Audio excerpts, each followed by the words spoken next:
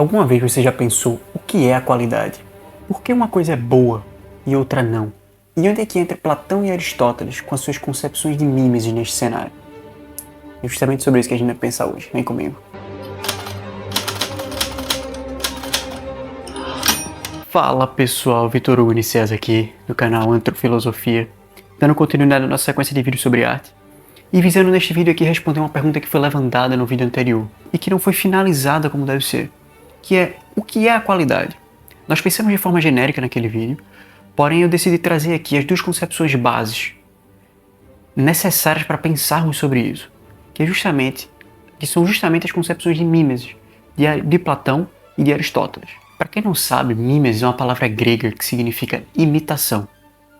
Platão, ele fala que nós somos seres miméticos, nós somos seres imitativos, que vivemos em um mundo mimético, ou seja, um mundo imitativo, um mundo que é a cópia imperfeita de um mundo perfeito, de um mundo ideal. Eu tenho certeza que todo mundo aqui já ouviu falar sobre o mito da caverna platônico, e eu não vou aqui passar esse vídeo me debruçando sobre isso. Existem muitos vídeos na internet que explicam bem e que falam bem sobre esse mito que está expresso no, se não me falha a memória, no livro 7 da República. Basicamente, nesse mito, as pessoas vivem dentro desta caverna, acorrentadas, e tudo que elas conhecem como realidade não passam de sombras expostas numa parede. Até o momento que alguém consegue se desvencilhar das amarras, sai da caverna, olha e vê que existe um mundo lá fora, colorido. Ele não é preto e branco como aquelas sombras. Como eu já disse, eu não estou aqui querendo explicar o mito, mas essa alegoria visa dizer que nós somos esses homens que vivemos nesta caverna. O nosso mundo, esse mundo que nós conhecemos, esse mundo palpável, não passa de uma cópia de um mundo perfeito. E, portanto, nós, seres humanos, devemos viver as nossas vidas em prol da verdade, em prol desse mundo ideal. E por isso devemos buscar em vida as virtudes, sermos pessoas virtuosas. E com isso, esse mundo ideal, eu gosto de pensar como se ele fosse uma espécie de horizonte, onde nós olhamos, sabemos que existe e vivemos a nossa vida até chegarmos nele. Então, até conhecermos ele, ou lembrarmos dele. E se nós, seres humanos, devemos viver uma vida virtuosa, a arte, no pensamento platônico, não fica fora disso. A arte, ela também se submete, ou deveria se submeter, às leis do filósofo, justamente porque a arte, ela se comunica com as nossas emoções e, portanto, ela se comunica com a parte mais baixa do ser humano, ou seja, ela não se comunica com a parte racional, a parte que te faz pensar, te faz refletir sobre aquilo, ela te comunica com as tuas emoções. E, consequentemente, a gente sabe, fazendo uma interpretação mais extensiva, a gente sabe que isso pode ser utilizado para manipular as pessoas, não é? Você pode utilizar as emoções das pessoas para justamente manipulá-las na sociedade. Isso acontece na sociedade, numa relação privada, enfim, isso acontece muito. E é justamente por isso que a arte se mostra corruptora. Não é que a arte em si seja boa ou má, não. Mas ela é como se fosse um instrumento que pode ser utilizado para o bem como para o mal. E por isso ela deveria ser erradicada em uma cidade perfeita, a não ser que ela visasse transmitir a verdade. Ela visasse imitar a verdade. Ou seja, pensem assim, existe o mundo ideal, existe o nosso mundo, que é uma cópia. A partir do momento que a arte é feita, observando somente a cópia, o nosso mundo aqui em torno, nós estaríamos criando, nesta lógica, uma cópia da cópia. Eu gosto de pensar, por mais que seja um exemplo meio tosco, mas as traduções. Você tem, vamos supor, T.S. Eliot, o original é em inglês. Vem Ivan Junqueira, traduz para o português. E aí vem outra pessoa e traduz do português para o japonês. E vem outro, traduz do japonês para o russo. Eu tenho certeza que a obra traduzida para o russo, ela já não vai ter quase nada da obra original. Quanto mais cópias se faz, mais a realidade se perde. E é por isso que quando Platão fala dos poetas, ele reclama da existência. Porque, para quem não sabe, a poesia nasce da música, tá? Da arte das musas. E por mais que na época de Platão não existissem todos esses gêneros poéticos que existem hoje em dia, ainda assim a essência permanece. E a essência é essa musicalidade que a poesia traz. Musicalidade talvez seja uma palavra errada. Se fosse utilizar um termo mais técnico, mais preciso, seria melopeia. Esse caráter melopeico que a poesia possui. E como toda música, ela possui ritmo, possui harmonia. E isso faz com que penetre mais profundamente na alma, como ele mesmo diz. Por isso que na República, quando ele está falando de uma educação perfeita para um guardião, ele diz que Homero deveria ser proibido. As leituras de Homero, da Ilíada e da Odisseia, justamente porque Homero mentiu sobre os deuses. Ele diz que a forma como Homero retrata os deuses é uma forma mentirosa, porque se um deus é um deus, por que ele se comportaria como um ser humano? Como é que ele iria querer se portar como um ser inferior? E se aceitarmos isso, estaríamos aceitando contar mentiras como se fossem verdades. E com isso tornando a mentira algo útil para a vida.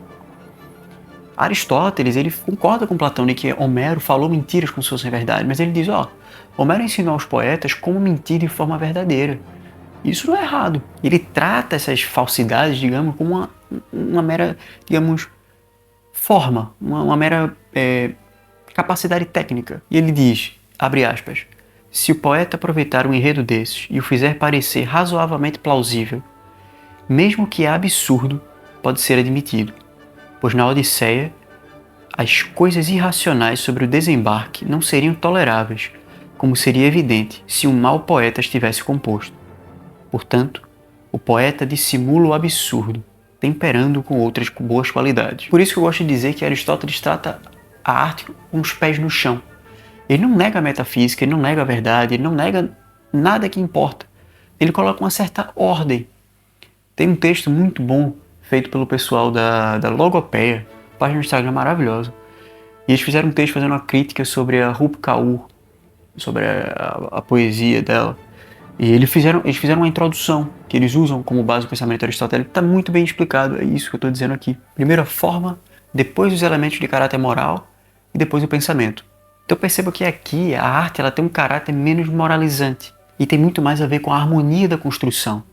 Quando eu falo em harmonia, eu lembro muito de Edgar Allan Poe,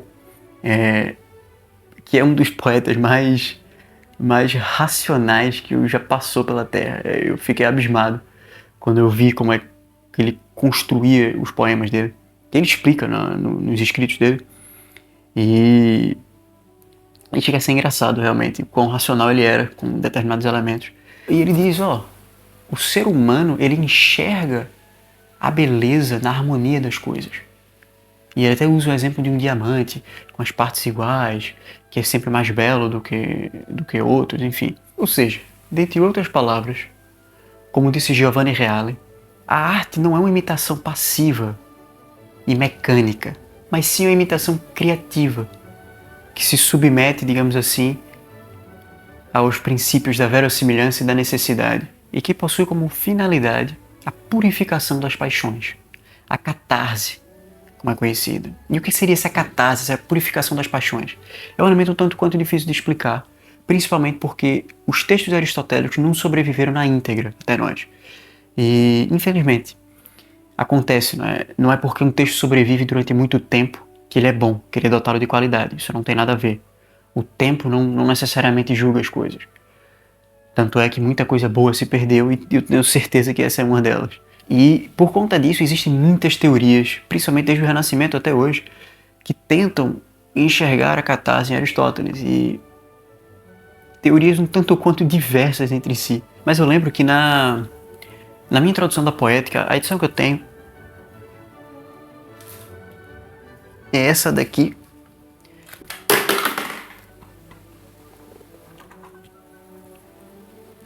É uma edição da Fundação Calouste Gulbenkian, que é daqui de Lisboa. É uma edição maravilhosa. Eu gosto muito. E na introdução, a introdução foi feita pela tradutora Maria Helena da Rocha Pereira, que foi que traduziu a República de Platão. Para mim, é a melhor tradução que existe. E ela traz à tona a teoria de Halliwell, não sei pronunciar muito bem. E diz que o efeito da catarse é justamente um efeito que se assemelha ao da medicina, que é comparável ao efeito terapêutico médico. É uma doutrina de natureza de efeitos psicológicos. Então, por um lado, nós vemos que Platão condena a arte quando ela não visa a verdade e ainda assim se comunica com as emoções humanas, não é? Que é algo que, a meu ver, como eu disse já no início, é algo que nos deixa vulneráveis a certas manipulações de terceiros. Se vocês voltarem para o vídeo anterior, quando eu falo do gosto, vocês vão perceber que eu disse que não é porque a gente gosta que aquilo é bom. E muitas vezes as pessoas utilizam do nosso gosto ou incentivam nós gostarmos de algo justamente para nos prendermos em uma determinada realidade. Os políticos fazem muito isso, tá? Mas enfim, isso é só um adendo meu mesmo a esse pensamento, mas que por outro lado a gente tem Aristóteles, que usa e que subverte essa interpretação platônica na arte e diz, ó, a arte ela não necessariamente nos carrega de emoção, mas pelo contrário, ela nos descarrega. Ela não apenas não nos prejudica, mas como nos recupera. E sendo muito sincero, eu não consigo dizer se um está correto em detrimento ao outro, ou o que é que eu prefiro, se eu seria um aristotélico ou um platônico, enfim. Até acho que é uma besteira você se rotular dessa forma. Mas eu acho extremamente importante nós analisarmos isso, como deve ser. Eu cheguei a finalizar todo esse pensamento em torno da mímese platônica e aristotélica? Não cheguei nem perto, tá? É algo extremamente importante quando se vai estudar estética, quando se vai estudar... quando se vai estudar tudo. Porque a partir do momento que nós somos seres miméticos, nós somos seres imitativos, isso vale para tudo, tá? Até pela forma de educação. É até algo que Platão diz, a importância de nós nos educarmos com coisas boas, abre aspas, se imitarem, que imitem a coragem, a sensatez, pureza, liberdade e todas as qualidades dessa espécie. Mas a baixeza não devem praticá-la, nem ser capazes de a imitar, nem nenhum dos outros vícios, a fim de que, partindo da imitação, passem ao gozo da realidade. Ou não te apercebeste de que as imitações, se perseverar nelas, desde a infância, se a transforma em hábito e natureza para o corpo, a voz e a inteligência. Por isso é importante a gente conhecer aquilo que a gente gosta. É importante tentarmos achar a qualidade das coisas, para sermos pessoas mais autoconscientes. O próximo vídeo ele vai ser dedicado exclusivamente para falar sobre o problema da industrialização da arte. E essa industrialização ela não é feita somente pelo mercado. Então eu vou falar do mercado existente, mas também de um problema que é tão grande, se não maior, que é o da estatização da arte, quando o Estado toma os meios de controle da arte e, consequentemente, começa a utilizar a arte com viés políticos ideológico, político-partidário. Então, olha, esse foi mais um vídeo. Eu espero que tenham gostado. Eu tentei fazer com que esse assunto fosse mais introdutório, ficasse didático para vocês perceberem a importância do assunto, a importância de conhecer o pensamento platônico e aristotélico, para entender todo o resto da lógica dessa sequência de vídeos que eu estou fazendo aqui. Tá? Tudo isso, tudo que eu venho falando, está imerso nessas concepções platônicas e aristotélicas. Tá bem? Então, olha, se vocês gostaram, peço a vocês que deixem um like aqui no vídeo, compartilhem para as pessoas que gostam sobre esse assunto e gostam de pensar. Deixem nos comentários o que é que vocês acharam, o que é que vocês estão achando dos conteúdos que eu estou trazendo aqui. E é isso, olha, vejo vocês no próximo vídeo. Valeu!